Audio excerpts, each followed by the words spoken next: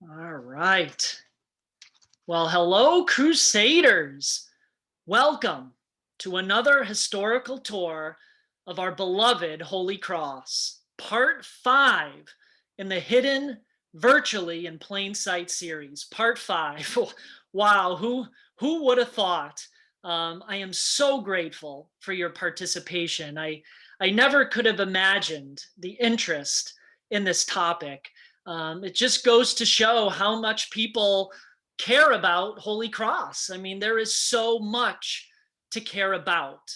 Um, as many of you know, I'm Tom Cadigan. I'm blessed to serve as the Associate Director in the Office of Alumni Relations, and I am also a proud member of the class of 2002. I've had so much fun putting these virtual tours together. One of my primary goals is to showcase the Holy Cross campus and to highlight some history, some mystery, and some lore of our beloved alma mater.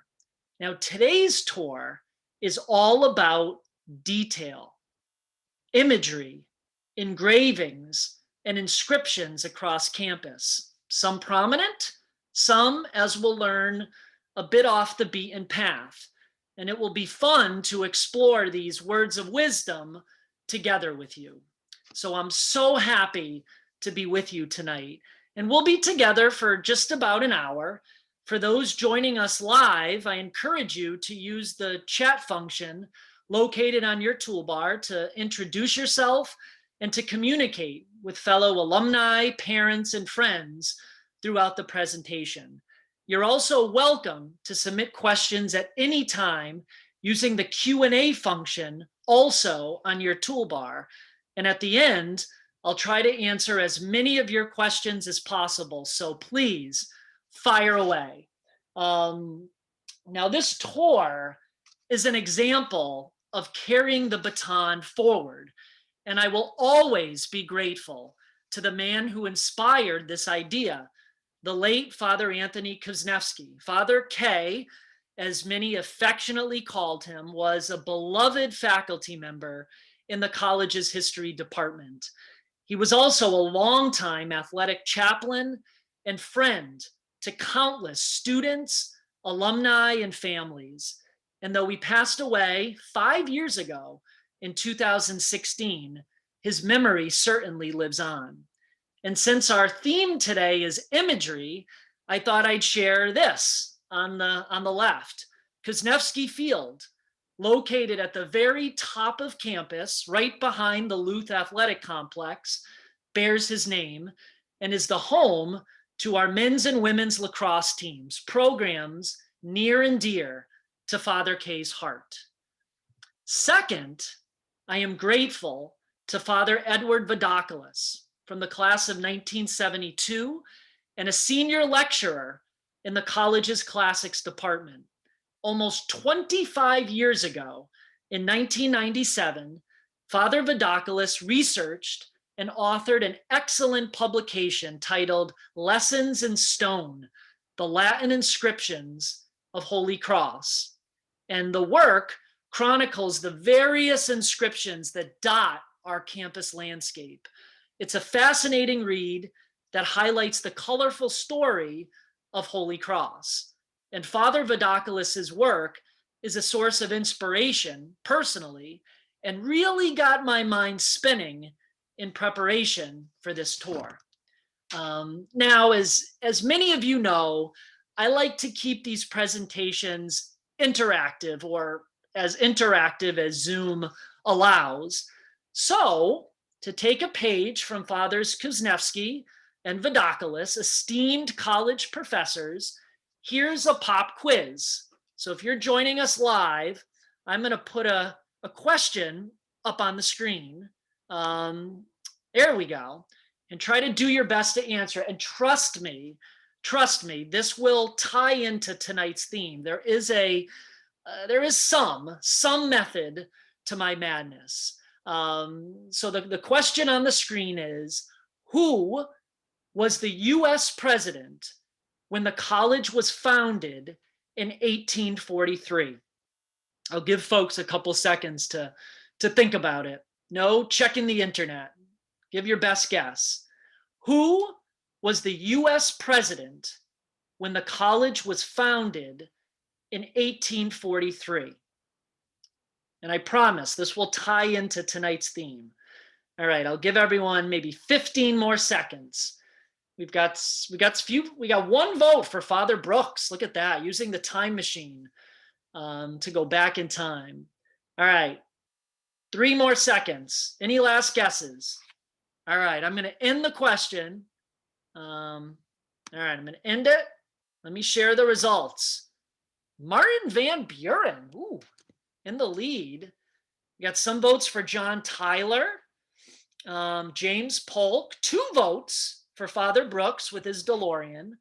All right, I'll stop. Let's see, I'll stop sharing this. Well, all right, let me get rid of that. Well, if you guessed John Tyler, you are correct. The 10th US president came into office after the untimely death of President William Henry Harrison, just 30 days into his term.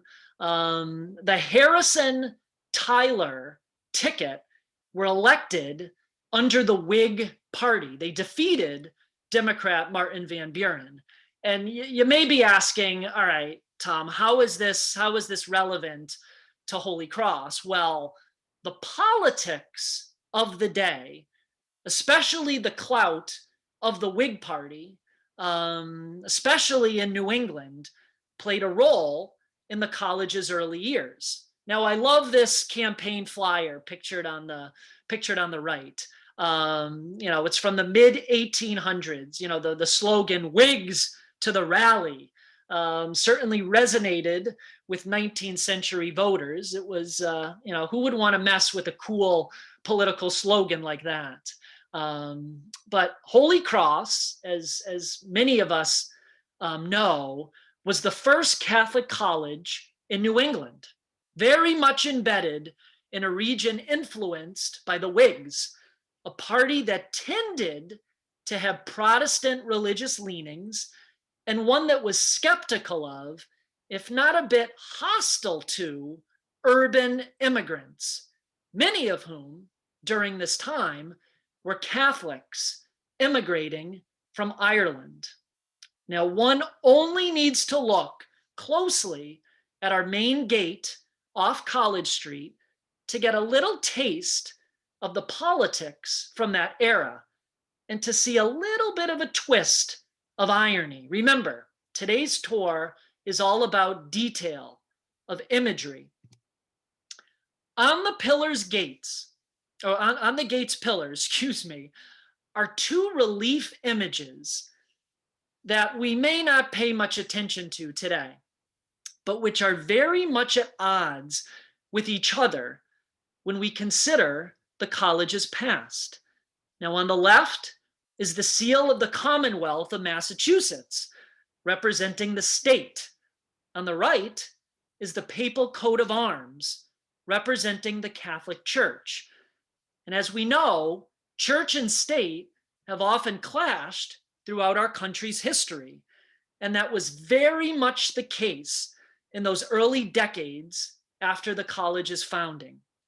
Now, although Holy Cross opened its doors in 1843, its charter application as a private college wasn't approved by the Massachusetts legislature until 1865. So during that roughly 22-year period between founding and being deemed legit in the eyes of the state, Georgetown University conferred degrees to Holy Cross graduates, making us, in effect, a northern secondary branch of our Jesuit sister school, Georgetown. So any Holy Cross grad who celebrated commencement from the late 1840s all the way up until 1865, their diploma was not a Holy Cross diploma. It was a Georgetown diploma. So why the delay? Why did it take so long for the state to recognize Holy Cross with a charter? And believe it or not, we were flatly rejected a few times during this 2-decade period. Now, in his research, Father Kuznevsky argues that anti-Catholic sentiment spurred by the majority Whig Party was a factor in the charter issue. State leaders just did not like the fact that Holy Cross promoted an exclusively Catholic enrollment. It was too exclusive, and even more egregious, it was too Catholic in their eyes. Now, it's also true that during this time, Massachusetts was trying hard to promote enrollment in its fledgling public colleges. Today, what we know as Framingham State University and Bridgewater State University. So despite the 22 years of political maneuvering and delay, there is a happy ending for Holy Cross. Eventually, the charter, seen here, was finally granted in March of 1865, just as the Civil War was winding down. Now, those images right here on the main gate are a memorial to those hot and heavy church-state debates of the college's early years, and countless people drive by them unaware on a daily basis.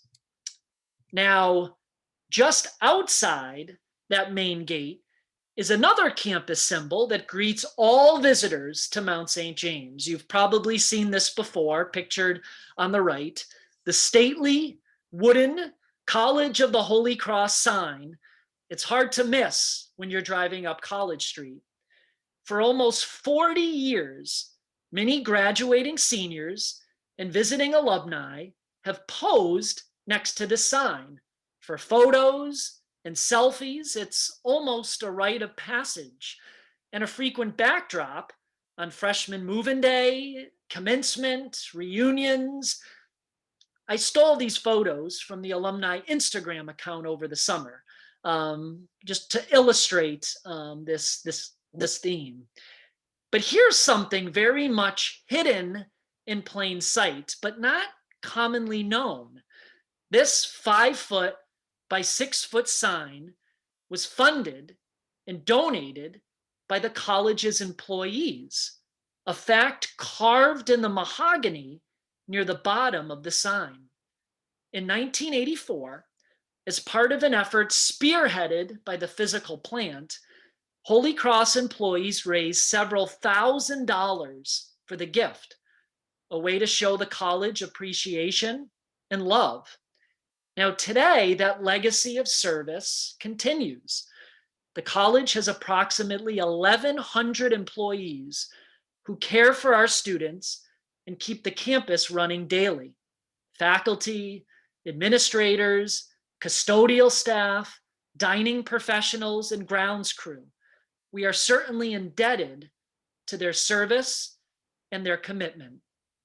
Now, past the sign, right at the top of Linden Lane, sits a building familiar to all of us, Fenwick Hall, one of the oldest and perhaps most photographed buildings on campus. It's actually listed in the National Register of Historic Places. But let's step inside. The first floor, known as Mahogany Row, with its stained wood paneling, is the administrative heart of the campus. The president's office, the provost's office, and admissions are all located here. You can see, feel, and almost smell the college's prestige and academic excellence on this corridor. It also has the appropriate side nickname, the Hall of Presidents, since the walls are adorned with large portraits of past Holy Cross leaders, up to this point, all Jesuits, notwithstanding our current president, Vincent Rougeau. The portraits are a catalog of surnames that are common, etched into our campus vocabulary and memory. Names like Brooks, O'Kane, Swords, but also names that are less known, almost forgotten with time. names like Ryder, O'Hagan, and Cahill. All these men shaped the college's history and trajectory. Their decisions and influence made Holy Cross into what it is today. Now, call me superstitious, but on a weekend afternoon or late some night, when the hallway is quiet and the lights are dimmed, I sometimes get the feeling that the eyes in those paintings are following me. A little eerie. I'm wondering if any of you have ever felt that as well. But at the east end of Mahogany Row, just before the entrance to the Brooks Music Library, there is a stairway, pictured here, that leads to Fenwick's second floor. Now, at the top of those stairs sits a stained glass window that appears almost out of nowhere. Its placement, I'll admit, is a little unusual. Well, the imagery within this window tells a pretty neat story. It actually contains a hidden clue into Fenwick's history.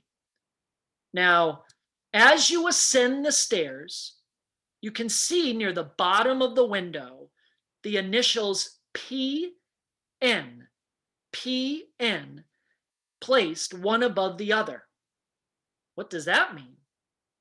Well, the letters refer to Pio Nono, PN, or Pope Pius IX, whose 30-plus year pontificate coincided with Fenwick Hall's massive renovation in the 1860s and 70s, an effort to rebuild Fenwick after its devastating, almost fatal 1852 fire.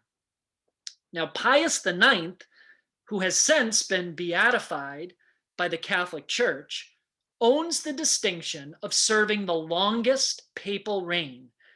He's also known for promoting the dogma of the Immaculate Conception, the articulation of a long-held Catholic belief that the Virgin Mary was conceived without original sin. Now, perhaps it's a coincidence, perhaps not, but the top of this same window illustrates Mary's complex role as the joyful yet sorrowful mother of Jesus, symbolized by the initial M, which appears accompanied by a dove at the bottom, and again pierced with swords at the top. Now, the east wing of Fenwick Hall, where this stained glass is located, was completed in the mid-1870s, right at the end of Pius IX's reign. So the imagery in this window is a nod to his leadership and a literal sign of the times.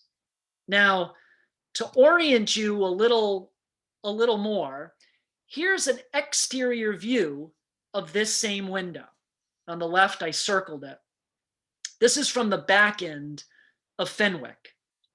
It was constructed to be part of the Fenwick Chapel that served the campus community from the late 1800s until the early decades of the 1900s, when it became just too small to support the growing student body. Now, the Fenwick Chapel space was reconverted during the 1990s into what it is today. On the right, our beautiful Brooks Concert Hall. But see the stained glass? See the stained glass windows? Now, because of multiple reconfigurations of the building over the decades, this particular window that I highlighted is now literally an outlier, sealed off from this concert hall, but ironically, more accessible because of its location near the stairwell. It's a true timestamp that many unknowingly walk by every single day. Now, because of that surge in enrollment during the early decades of the 20th century, chapel space became limited. As was mentioned, the old Fenwick Chapel became just too small. So to fill that need, plans were put in place that eventually led to the construction of what we know today as St. Joseph Memorial Chapel. Opened in 1924, the architecture showcases a Renaissance revival style, an ode to classical Greece and Rome. Looks like a temple, like you're walking down, ancient Rome. It's a beautiful building, the symbolic center of spiritual life on campus. Now, the chapel's facade features some pretty neat imagery too. I want to draw your attention to what's called the pediment. That's that triangular area near the roof. It shows a relief sculpture of what appears to be Jesus. Now, in truth, I've never been able to find out what this depicts. Could it be the resurrection?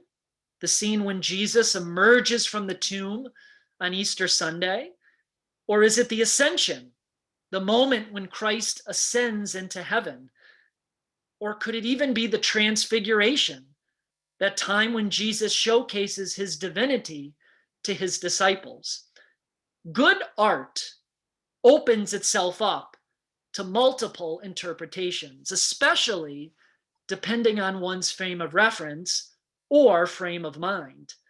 So maybe this is one such case. I'd be curious to hear what you think. But just below the pediment is a Latin inscription that countless crusaders have walked under. From Psalm 42, it's translated, "I will go to the altar of God, to God who gives joy to my youth."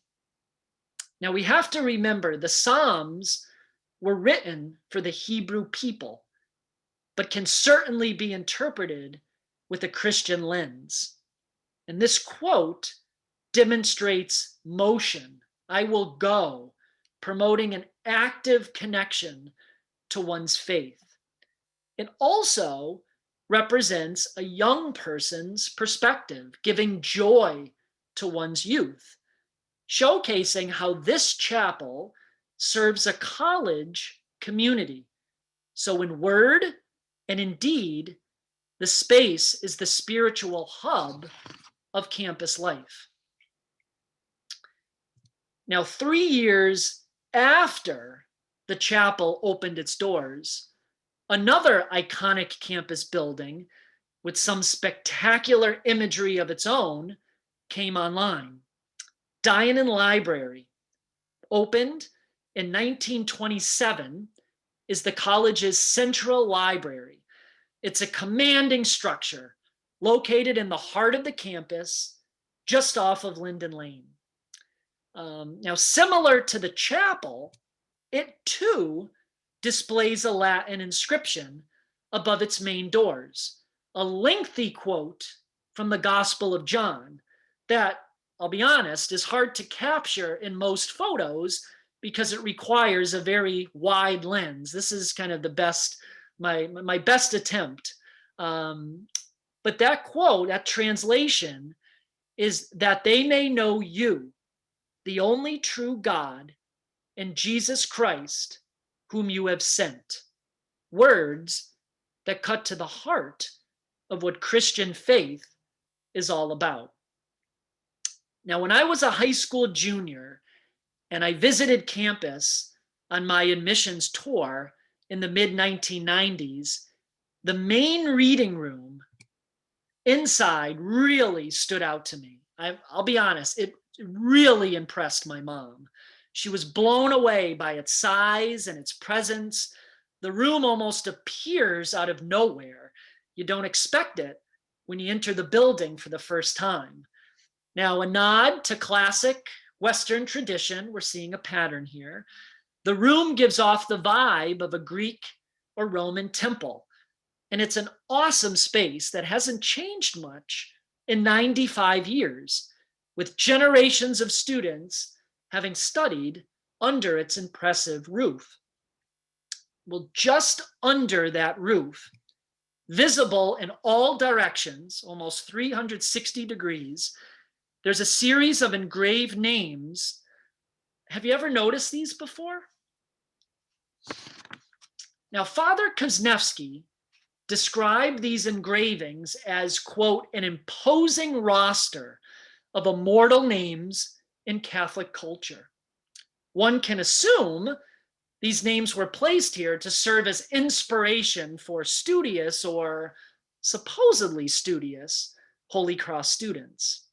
Now, I highlight only a few here. Among the names, there are icons of faith and spirituality, Francis of Assisi, scholars who advance Christian thinking, Augustine and John Chrysostom, leaders who influence Western politics, like King Charlemagne, and artists who brought biblical characters to colorful, three-dimensional life, like Michelangelo. Now, these engravings, while inspirational, only represent male figures. They are somewhat of an historical echo in their own right, a mid-1920s Catholic worldview that, in many ways, mirrored Holy Cross of that era when Dinand opened its doors. It was an era when the college was all male, several decades before coeducation. Now, close to 60 years would pass before a female perspective would be included and celebrated, not adorning a ceiling, but etched on the facade of a campus building itself. Edith Stein Hall, located on the opposite side of Linden Lane, almost directly across from Dinand Library, opened its doors in January 1988, the first campus building to be named after a woman. The massive academic building, housing over 30 classrooms and offices for the departments of economics and accounting, education, and modern languages and literatures, emphasizes the importance of female thought and action within the Catholic Church, and, closer to home, within our Holy Cross community. Now, named in memory of a German, Jewish-born woman who converted to Catholicism and became a Carmelite nun, Stein developed a reputation as a brilliant philosopher, a prolific writer, and a dutiful nurse. Now, due to her Jewish heritage, which she never denied, Stein was arrested by the Nazis and killed at the Auschwitz concentration camp in 1942. She was subsequently canonized as a martyr by Pope John Paul II in 1998. Now, at the formal dedication of Stein Hall, then college president, Father John Brooks, stated, quote, "Edith Stein is a gift, an invocation, and a promise for our time, a true worshiper of God." Now, incidentally, Holy Cross was the first American educational institution to name a building in honor of Edith Stein, a wonderful inspiration for the campus community. Now, Stein Hall, when it was built in the late 80s, certainly changed the campus landscape. And while we're on the topic of buildings and building projects, I have another pop quiz for you. All right. Again, I like to keep these interactive. All right. Second quiz. Make sure you're paying attention. Here we go. What was the only campus building constructed during the Great Depression? What was the only campus building constructed during the Great Depression? I'll give you a couple seconds. I'm going to take a sip of water.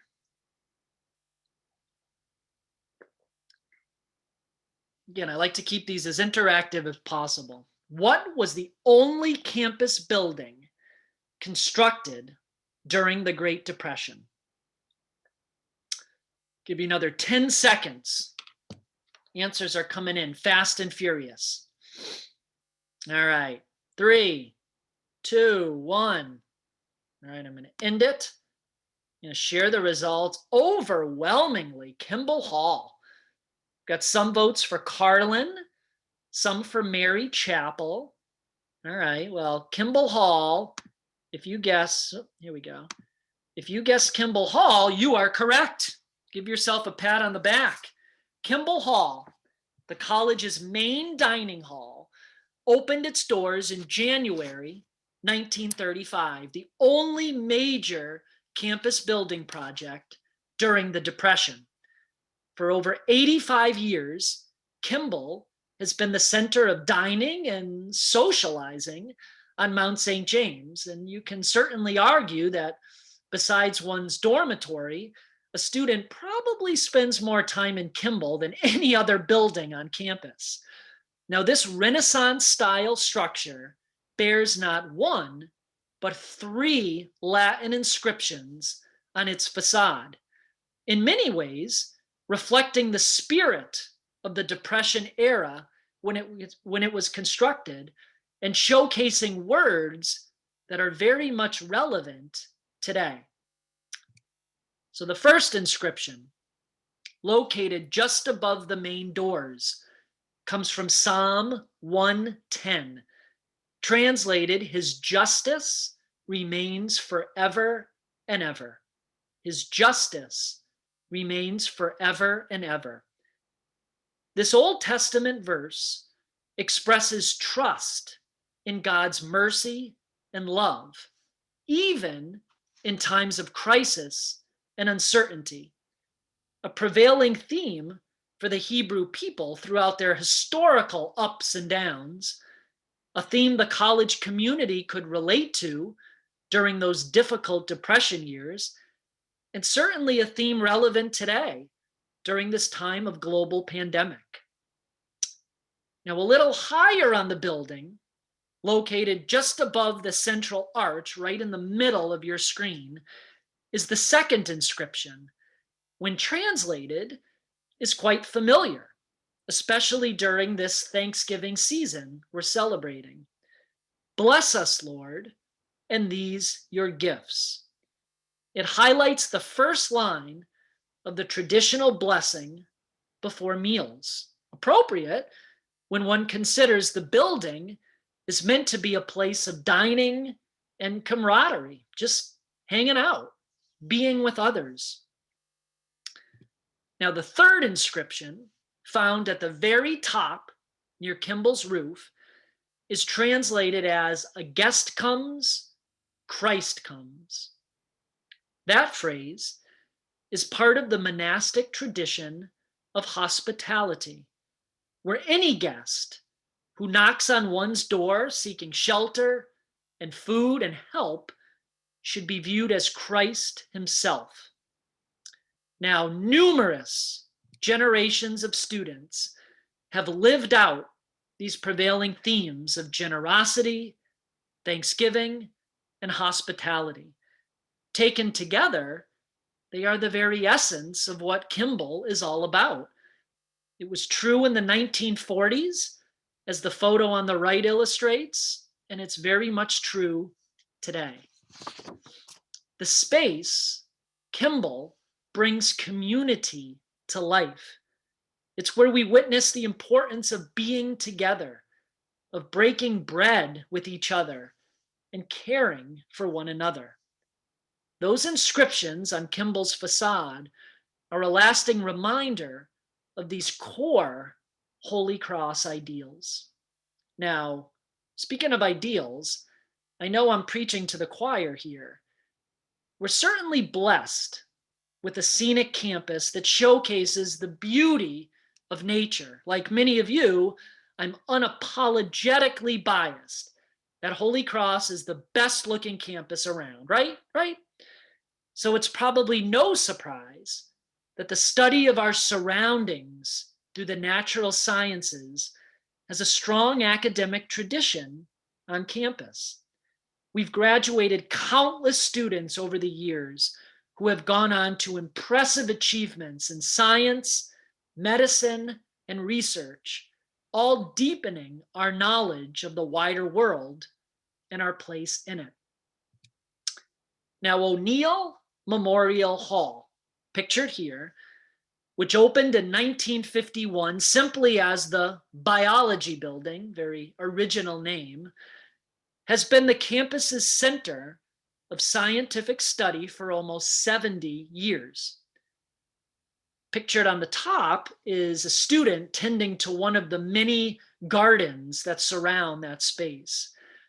But I want to draw your attention to this bottom photo of O'Neill, taken sometime during the mid to late 1950s, shortly after the building opened. Well, the main entrance, which I circled, bears an interesting Latin inscription from the Old Testament book of Genesis. Here's a close-up photo, which I took earlier this fall. That inscription's translation should be familiar to many of us. God created man in his own image. Now, this verse and its placement on the building's facade emphasizes the ideal that scientific research be based on the shared Jewish, Christian belief that human life, all life for that matter, stems from God, the Creator. To study the scientific meanings and complexities of life is to truly seek the divine. Now, as a history major, I didn't really spend a lot of time in the science buildings. I tried to keep it to a minimum. So this part of campus is a little unfamiliar to me. But in preparing for this tour, the next set of images that I stumbled upon really blew my mind and have become some of my favorites recently. So check this out. Just above that inscription from Genesis are a series of relief sculptures set into the building that bring this quotation to life. Each represents an episode from the biblical creation story. On the left, from day 5, let the waters swarm with swarms of living creatures. On the right, from day 6, God created all the different kinds of animals and everything that creeps on the ground. And in the middle, also from day 6, really emphasizing the quote just below it, God created man in his own image. Human dignity is rooted in our lives as God's creation. All life mirrors God's glory. It's a powerful, visible lesson that budding Holy Cross scientists walk by every single day. Now, in the subsequent decades, a few more science buildings popped up around O'Neill. First, Haberlin Hall, and then Swords Hall. And taken together, O'Neill, Haberlin, and Swords form an integrated science complex, a home for not only biology, but for chemistry, physics, and mathematics as well. Now, somewhat recently, in early 2009, a little over a decade ago, the integrated science complex received a massive facelift with the construction of Smith Laboratories, pictured on the left, and a top-to-bottom renovation of Haberlin Hall, shown on the right. Now, with such integrated and visible connections among the sciences, the complex offers many more opportunities for interdisciplinary teaching and learning, as well as state-of-the-art lab space, all exclusively for undergraduate use, which is pretty neat. This renovation construction project had a single architectural goal in mind: and that was a commitment to sustainability and environmental stewardship. Now, it's a short walk from that Genesis inscription I showed on O'Neill's facade to this more modern piece of imagery shown on the right. It's a plaque made of simple glass and plastic located just inside the entrance to Smith Labs. Now, this somewhat nondescript plaque showcases that the integrated science complex earned LEED Gold certification by the U.S. Green Building Council, a national organization that certifies buildings that are green and sustainable and that protect the environment. It is the first LEED Gold certified project on campus, something to be incredibly proud of. It shows that the college is taking those lessons of Genesis to heart and is being a good, thoughtful steward of God's creation, of our common home. Now, the simple LEED plaque memorializes this ideal of stewardship. And that concept of memory and memorializing is very present, very real on our campus. And I hope this tour has played a part in highlighting that overarching theme.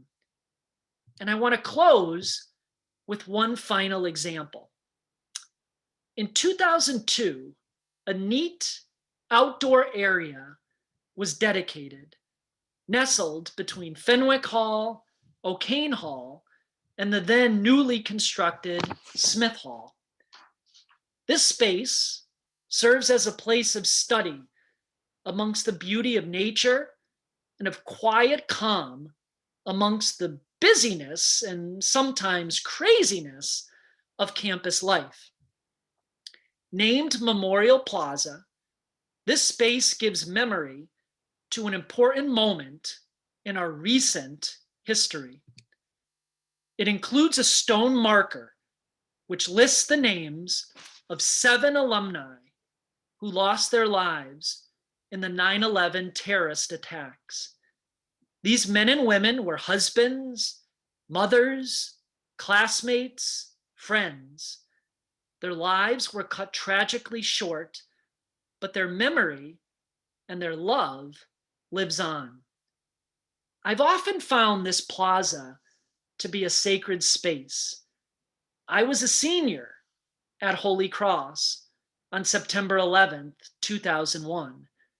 I vividly remember the sadness, the fear, and the uncertainty that gripped the campus for several weeks afterwards, mirroring the mood of our nation as a whole. Now, the alumni who passed away that day, whose names are etched on that stone marker, were not much older than me that year. Many of them were in their 20s and early 30s. I can't walk past this marker without remembering those campus feelings and emotions from 2001.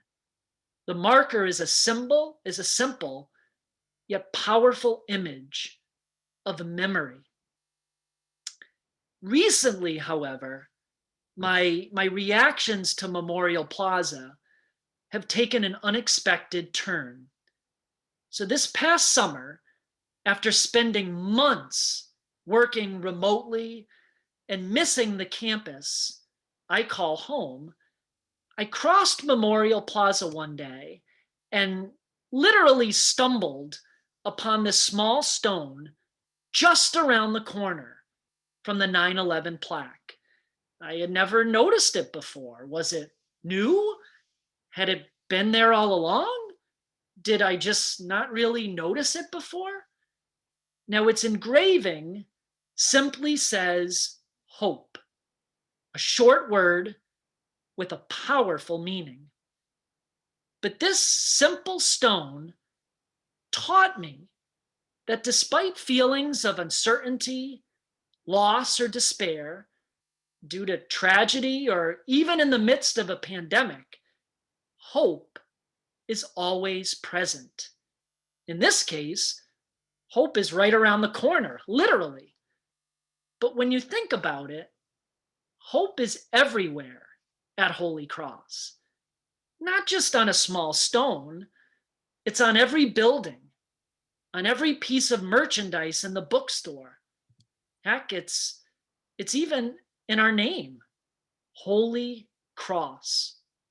The cross, the Christian symbol of Christ's sacrifice, is the ultimate sign of love, salvation, and yes, hope.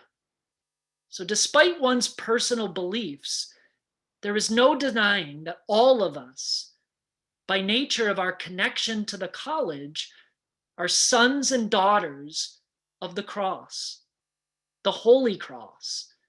We are people of hope. And that's one lesson we should take to heart.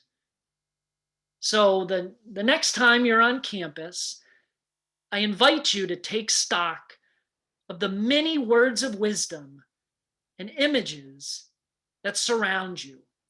Some are over a century old, some are recent additions, but Holy Cross, alma mater, is always teaching through these words and this imagery.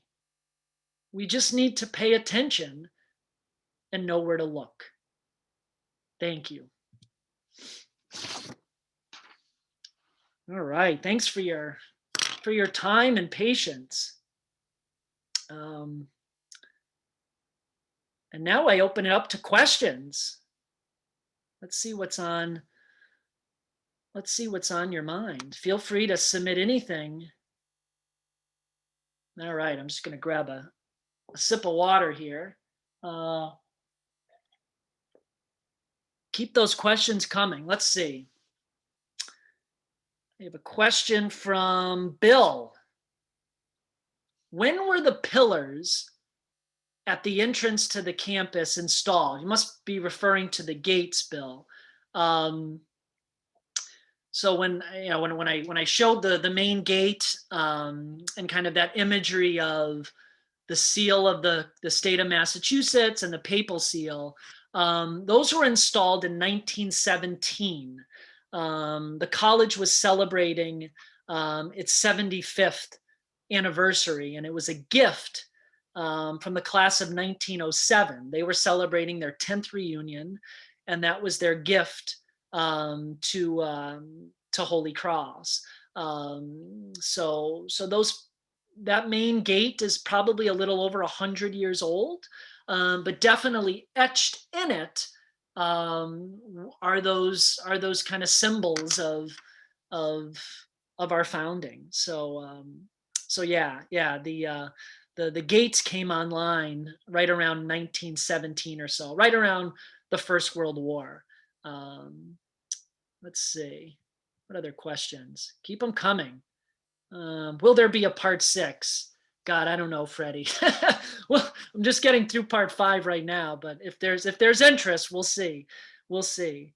I have here's an interesting one. I have a question here about the wooden plaques in the back of St. Joseph Memorial Chapel. If you're entering the chapel, there's these 3 wooden panels as you enter. And those list the names of Holy Cross alumni who lost their lives in service to our country, beginning in World War I, through World War II, through Vietnam, through Korea.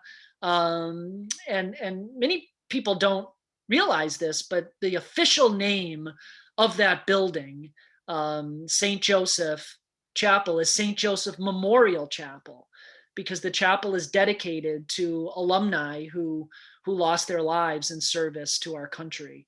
So all of those names are etched on those 3 plaques as you enter the chapel. What's interesting is the first name on the central scroll, so to speak, is a gentleman by the name of William Davitt. He's a member of the class of 1907. He was a decorated student athlete at Holy Cross. He entered the priesthood after graduation and became an Army chaplain with the U.S. Expeditionary Force over in Europe. He has the dubious distinction of being the last American officer who was killed in the First World War.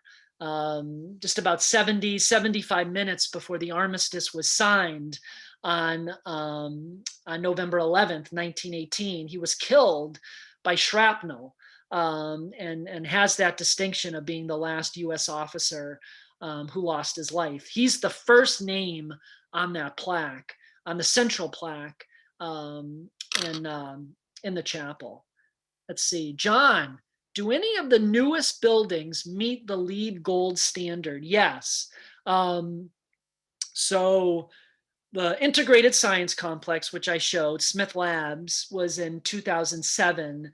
And then about 3 years later, Fenwick Hall, the senior style residence hall, kind of up the hill. If you're looking at the Hart Center, it's a little bit off to the left. That also received LEED Gold certification. As far as I know, those are the only two buildings with LEED Gold. The college has made a commitment, really starting in 2009 under the leadership of Father McFarland, that any new building project will meet LEED certification. There's different levels. There's gold, silver, bronze, and whatnot.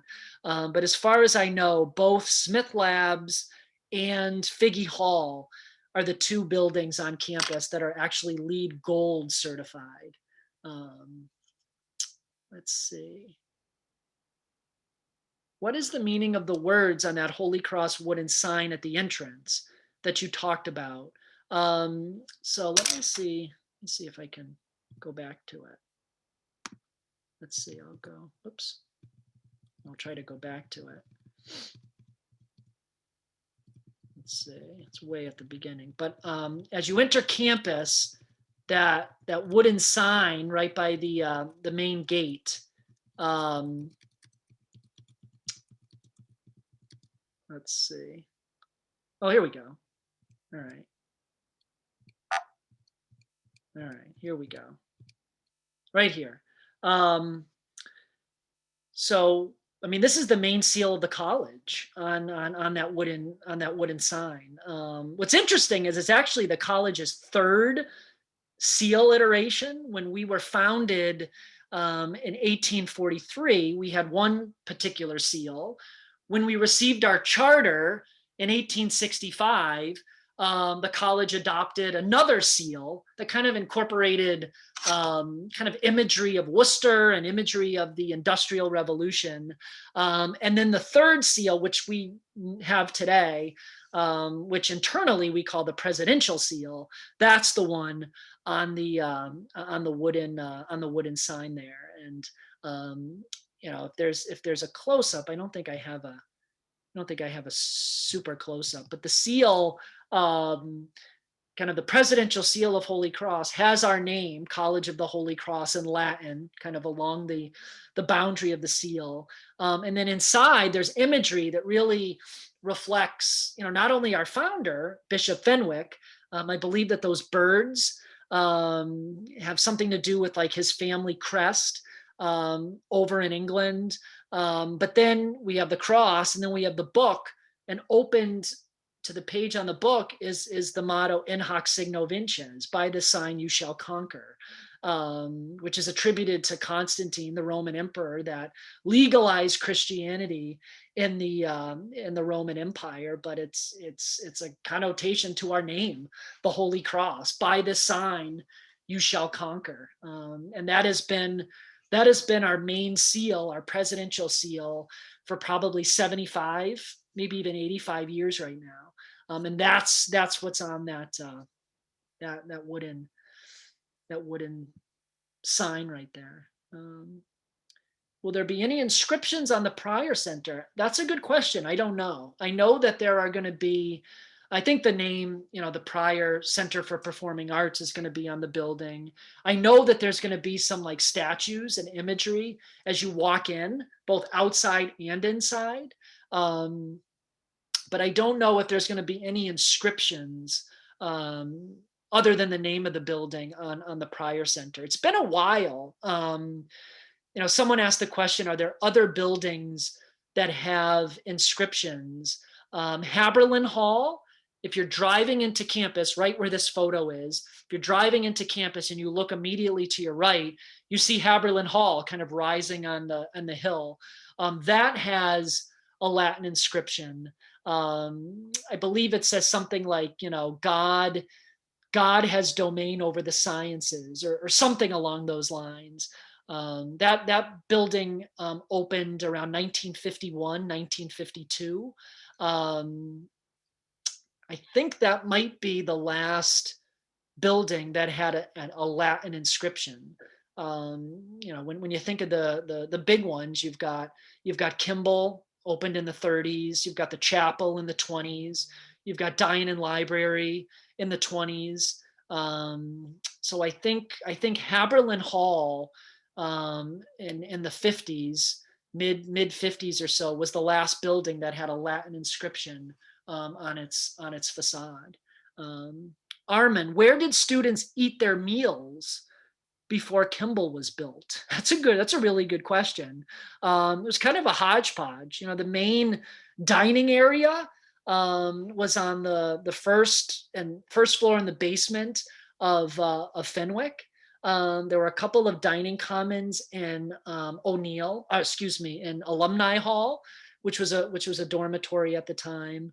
So it was kind of scattered here and there. But when Kimball came online, we could accommodate close to 900 students sitting there. I believe that when Kimball opened its doors, it was the largest dining common on a college campus in the U.S.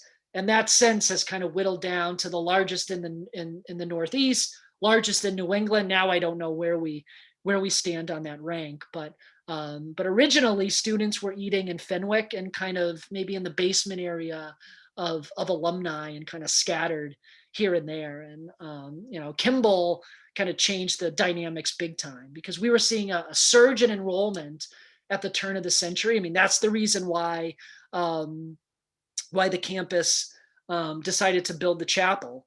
We just ran out of chapel space, and kind of a trickle down from that was dining space. And Kimball certainly filled that void. What's interesting about Kimball, if you look at the building, and this was something that I actually just learned recently, if you look at the building, the smokestack, see on the right, the smokestack seems disproportionate. It just seems awfully large. Originally, there was going to be a second floor to Kimball Hall. It was going to be a true student center, not just where students would eat, but a recreation facility, a place for student clubs to have their offices and whatnot, where day students could hang out. But during that Depression era, we didn't have enough funds. We ran out of money. So kind of that central fireplace, or that central smokestack, kind of was kept, but the building wasn't built around it. So it's crazy to think that Kimball, which is a gigantic building, kind of built into the hill, originally was going to have an upper story, which definitely would have changed the dynamics. We probably wouldn't have needed the Hogan Campus Center, which was built 30 years later, because originally that was the intent of Kimball Hall, but we just didn't have the funds. I often wondered when I was a student why that smokestack seems awfully large. It looks like it's a ship or something, but that's the reason. Let's see.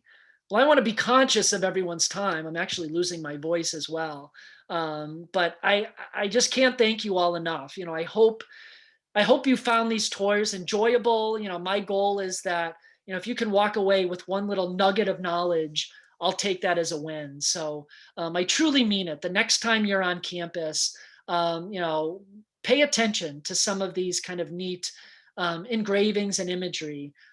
because they really do kind of paint the mosaic that is our Holy Cross shared history. And I just wanted to kind of highlight some of the key ones. So on that note, we'll call it a night. Thank you all very, very much. And we'll see. Maybe we'll see if there'll be another version down the road. You take care. Have a great night.